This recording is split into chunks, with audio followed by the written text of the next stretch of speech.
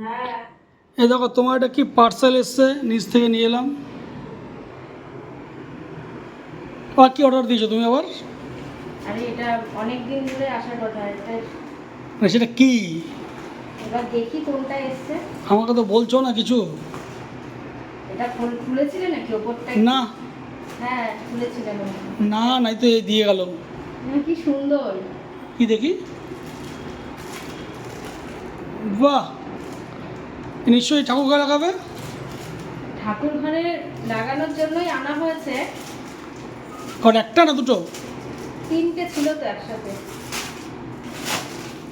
দাঁড়াও দেখছি।